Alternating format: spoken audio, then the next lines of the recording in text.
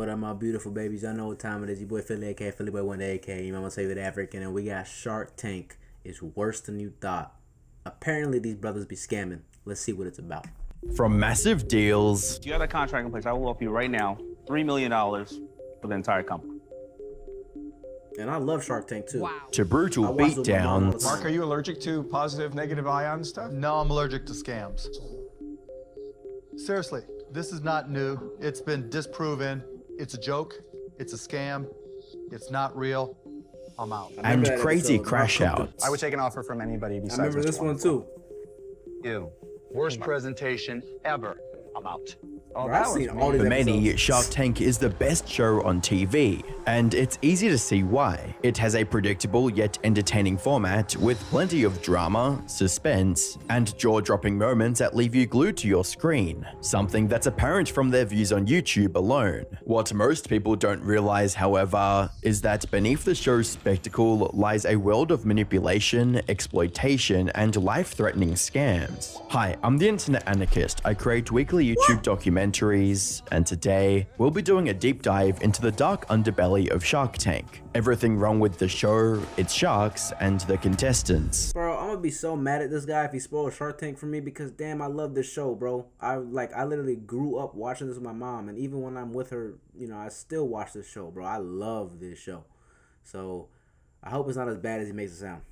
Now, some of these missteps can be chalked up to nothing but mistakes, but as you'll see by the end of this video, a few of them were deliberate offenses that ended up ruining lives. He wiped out our business bank account. There was about $100,000 in there at the time, and he mailed us a check for $8,000. For those who haven't seen the show before, Shark Tank is a reality TV show where aspiring entrepreneurs pitch their business idea to a panel of wealthy investors known as sharks, in hopes of securing a life-changing deal. The show first premiered in 2009 as the American adaptation of the Japanese show Tigers of Money. 国籍ファストフードのお店をしたいと思っています。 それは一体どんなもんなんですか? The same Japanese show inspired the UK's Dragon's Den as well. While the concept was quite similar, the mere idea of someone potentially making it big thanks to the shark's investment was surprisingly gripping. Viewers also tuned in for every episode to see what creative ideas or products contestants would bring up. In the 80s, there was the Rubik's Cube. Now introducing the toy of the future. I haven't seen this. Zipstring! The American version also cut down the hours of boring business That negotiations actually is a into good a more idea. fast-paced, high-stakes back and forth between the sharks and the entrepreneurs. This helped Shark Tank gain mass appeal, making it more and more popular with each new season. However, despite its immense popularity, the show has some glaring flaws that are impossible to overlook. For starters, the sharks aren't nearly as shrewd as they claim to be. Sure, they have the business know-how to sometimes land massively successful deals, like the Scrub Daddy. I'm gonna take the scrub daddy, and you're gonna see it's just gonna attack right into that burned on mess, scrubbing it right off. And remember, I'm just using water here. There's no chemicals at all, and it's gonna cut right through that. Bro, Scrub Daddy's so fire. I remember watching this episode when it came out and then seeing them blow up everywhere. Like in all the stores. Like Scrub Daddy is fire. It's an amazing product. It won't scratch any of your surfaces, but it will clean them beautifully. And it lasts now, super long, Scrub too. Daddy's not really The one smiling Scrub anymore. Daddy lasts So I'm so gonna put him long. here in the warm water, and in just a couple seconds, voila. Lori He's hit the back to jackpot on that deal. bright, fresh, and clean every time. Lori Greiner invested over $200,000 for a 20% stake in the company, made money and on it. it paid off. I'll go to 20. We got a deal. Got a deal. All right. Good. Way to go, Aaron. Woo! Congratulations. Thanks, They Lori. made I'm so money. excited. Scrub Daddy became a bigger success than Lori could have ever imagined. By 2024, it had already sold over $700 million worth of products. Unfortunately, for a show about experienced rich business people making smart investments, know that. Scrub Daddy is a rare exception rather than the rule. There are the odd successes here and there, but so many more investments crumble the moment the publicity from a Shark Tank appearance fades away. However, even more frustrating than the failed deals are the ones that all the sharks rejected, only for those companies to explode in popularity and prove them all wrong. like the Lip Bar, a company selling colorful and bright lipsticks. During their pitch, none of the sharks showed any interest in the company, assuming that it would not succeed. Kevin O'Leary even went as far as calling one of the founders cockroaches for what he thought was a terrible idea. Alright, chill, dog. Don't talk about my queens like that. Oh my god, that girl on the left is beautiful too. Lord have mercy. They're both beautiful, but wow. Share. If anybody thought you could sell purple or green lipstick, they do it. They already have the shelf space. They just add another color. And they would crush you like the colorful cockroaches you are. You only have so many minutes on Earth. Don't waste them trying to sell lipstick. I'm out. Chill, While dog. Kevin couldn't have been more wrong. Not only is the Lip Bar still in operation with millions of units sold since their inception, other investors saw the potential that the sharks overlooked, allowing the company to raise a grand total of nearly $16 million in funding. However, the Lip Bar and every other missed opportunity pales in comparison to arguably the biggest fumble in Shark Tank history. I'm gonna guess. It's I know this. It's what's it called? It was Ring. I remember they missed out on Ring Light. They better say that because I know it's the biggest one. Ring. Back in 2013, a company named Doorbot received its chance to shine on Shark Tank. The founder spent the last $20,000 in his pocket to prepare an elaborate set for his pitch on the show. More importantly, the product he was offering also seems like quite the innovation. It was one of the first smart doorbells in the world, allowing people to easily see who was at the door before opening it. Introducing the Doorbot, the first ever video doorbell built for the smartphone. Like, how do you not see how revolutionary that is at that time? Because once again, like he said, at that time, that didn't exist. Like, I don't know how these people as investors and businessmen did not see that. Like, bro, if I was there, I'm going in that ASAP. That's like Bitcoin right there. With Doorbot, you can see and speak with visitors better than from Bitcoin, anywhere. Jamie, the Doorbot's creator, was quite confident in his product and came in with the mindset of getting a deal. However, this confidence faded away quickly when the sharks failed to see the potential in his company and started dropping out like flies. I just don't think it's for me. I'm out. That you're pricing out $199, that price point is going to start dropping quickly as your volumes go up. For that reason, I'm out. Do that. This company, instead of being worth $7 million, should be worth $80 million, $90 million. I just don't see that progression, and for that reason, I'm out. Come on, Mark. If Jamie had listened to the sharks, he would have believed his product was worthless and abandoned the idea altogether. But he trusted his vision and kept pushing forward, rebranding the company to Ring along the way. Then, in 2018, something happened that none of the sharks saw coming. Ring was acquired by Amazon for a whopping $1 billion. Ring also went on to become the reason for over 20% of American homes having a video doorbell in 2023, compared to just 4% in 2017. Put simply, Ring became a bigger success than any of the sharks ever gave it credit for. As a comment on YouTube pointed out, craziest part of all of this is a few seasons later, he was a guest on Shark for a few episodes. Don't let a few people who don't understand your vision decide your fate. In the end, Jamie likely had no regrets about how things played out. But what if he actually landed a deal? Well, there's a good chance that nothing would have changed, because as it turns out, many of the deals you see on the show don't actually happen. This might sound unbelievable, but it's true. There are so many examples of deals that happen on air only to fall apart after the cameras have stopped rolling. One of the most common reasons behind these failed deals is sadly the sharks' greed. Take Show No Tell for example. Shelley appeared on Shark Tank in March of 2013 with her 2 children to pitch her idea for a new type of beach or water park towel. Her invention allowed kids to run around and have fun without the risk of dropping the towel. After hearing about her struggle after the 2008 recession and the passion she put into this project, Laurie agreed to a deal. I think I see a ton of me in you. I love your drive. I love your passion. I relate to you. I've been on QVC for 14 years, and I know what it takes to, I started making everything by hand. I like you so much that actually what I'm going to do is, I'm going to write you a check right now Oh my God. She cut Shelley a check of $75,000 for 25% equity, $25,000 more than she had originally asked for. This is a dream scenario for any Shark Tank contestant, the best outcome they could hope for. But for Shelley, what seemed like an act of kindness from Lori ultimately cost her the entire business. Because after the camera stopped rolling, Lori went back on her words almost immediately. She changed the deal and started asking for a lot more equity in the business. Shelley had to decline the new offer, resulting in a loss her business never recovered from. This isn't an isolated example either. There are many other companies that never received the cash they were promised on the show for similar reasons. That said, going back on deals is far from the worst thing that Sharks have done to some contestants. It's been a nightmare. I can't put it any more succinctly, you know. In December of 2013, former American football player Al Baker went on Shark Tank to secure an investment for his struggling business. Hi, I'm Al Bubba Baker from Avon, Ohio, owner of the D-Bone Baby Back Rib Steaks.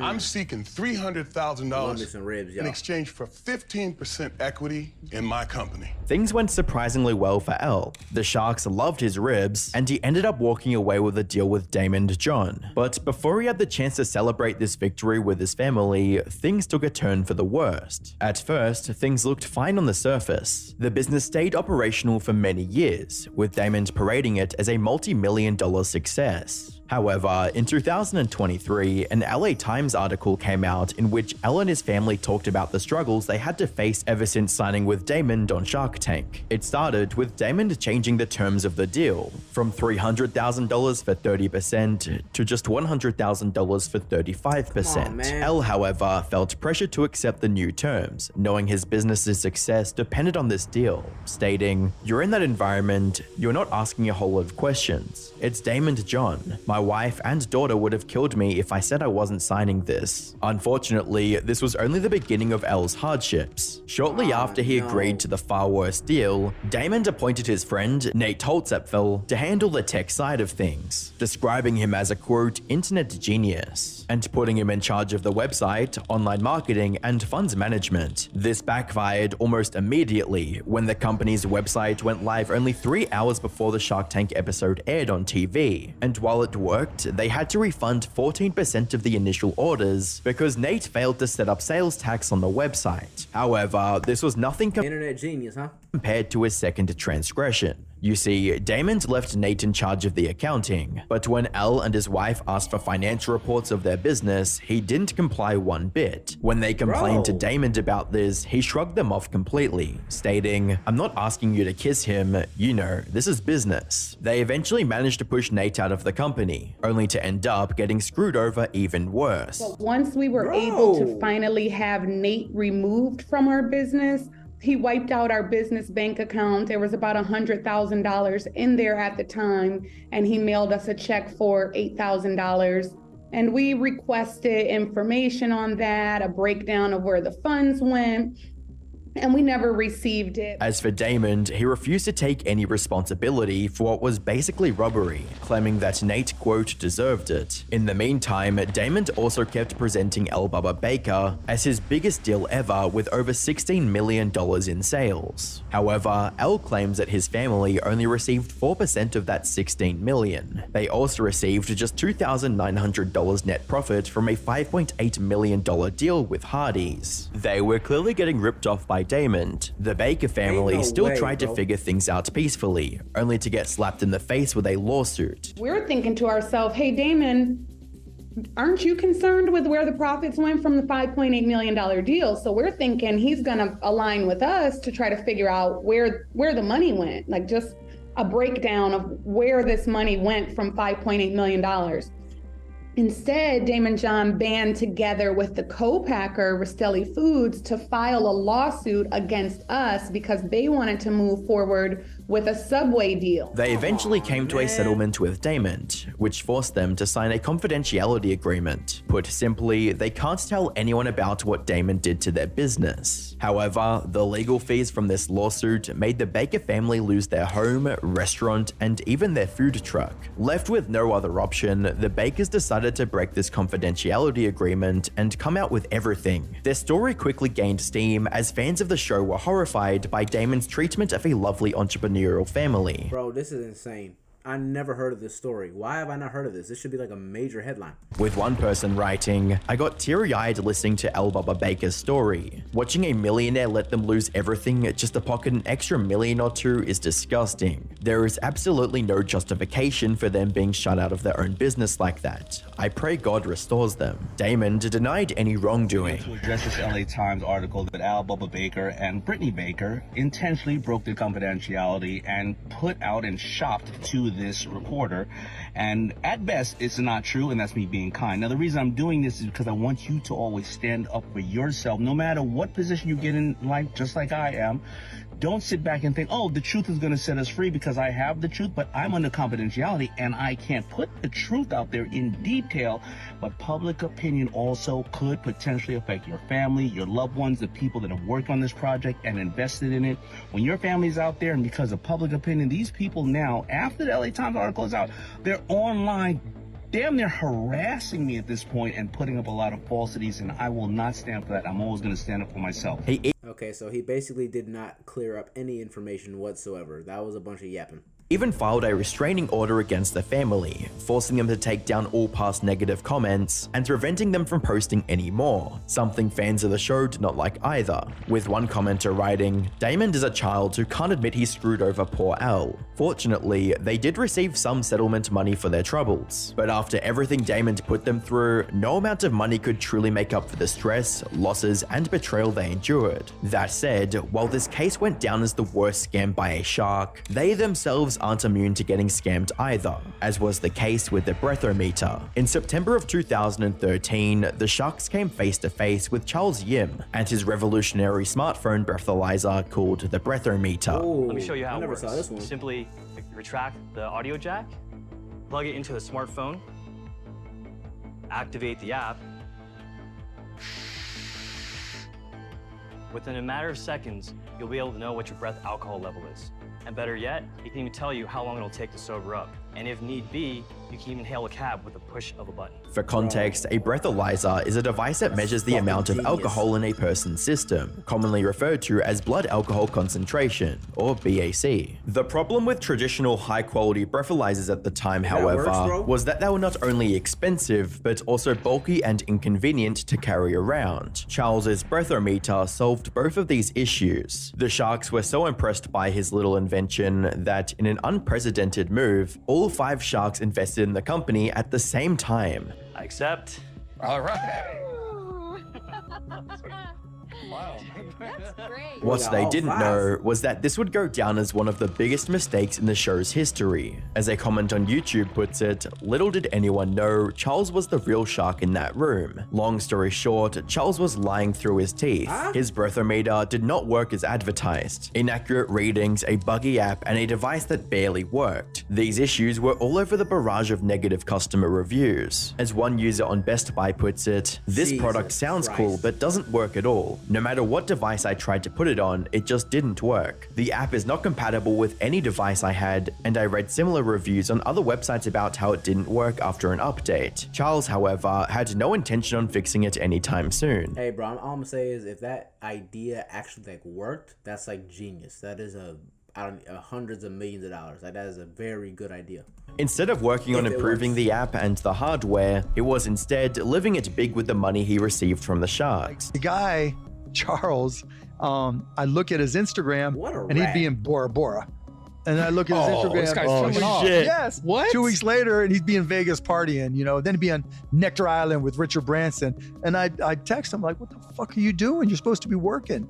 Oh no, I'm networking. Next thing you know, all the money's gone. All of the sharks lost the money they invested in his company. That being said, multi-millionaires and billionaires losing a few $100,000 each wasn't the real problem with the Brethometer. The real issue was that its failures put innocent lives in danger. You see, Brethometer understated users uses BAC levels, which is misleading at best and disastrously dangerous at worst. According to the FTC, the company claimed their devices can measure BAC levels from 0.02% to 0.25%, yet they never tested them for beyond 0.02%. Imagine what would happen if somebody became intoxicated and their breathometer suggested they could drive. It likely would not end well at all. Ooh, so, by airing the Brethometer bad. episode without verifying its legitimacy, That's the bad. Shark Tank producers were partly responsible for whatever accident might have happened. Not to mention the sharks who kept promoting it afterwards in hopes of making their money back. In the end, the Brethometer company had to refund every customer, making it one of the biggest failures in 16 seasons of Shark Tank. Which brings us to the present day, and the big question is, are the sharks and the show's producers doing anything to make things right?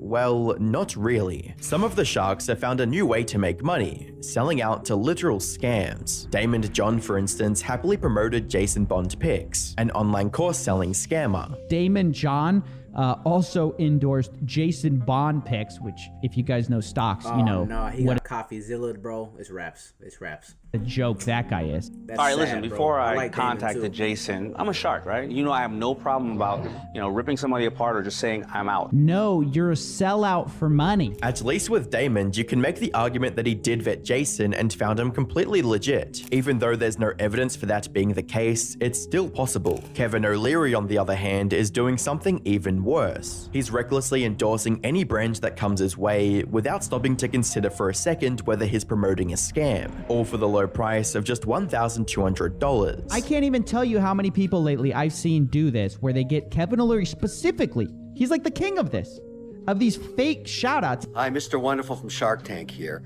Has sold nearly 1,000 different products on Amazon alone. Check out Sophie's book. No way. He's doing fake case study reports on brands and stuff. Like, that's bad. That's really, really bad. Oh my God, bro.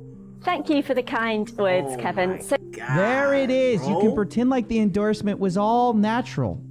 What? I paid for it? What do you mean? This is just what Kevin O'Leary, me and Kevin O'Leary, we're just tight like this. We're just tight like this because he never says it's a sponsorship. He just says it's a shout out. So you can do what this lady's doing and put it in your YouTube ad. Oh, yes. Dude, he has sold out the soul of this show and just been like, hey, it stood for real people making real companies. Forget all that. I'll sell you I'll sell you a shout out for $1,200. You kidding me? But I don't understand, because it's like, bro, isn't he worth like multiple hundreds of millions of dollars? Like, these are pennies to him, bro. Why are you selling out for such pocket change unless you lying about the money you got? But I'm pretty sure it's been proven and verified that he's got a lot of money.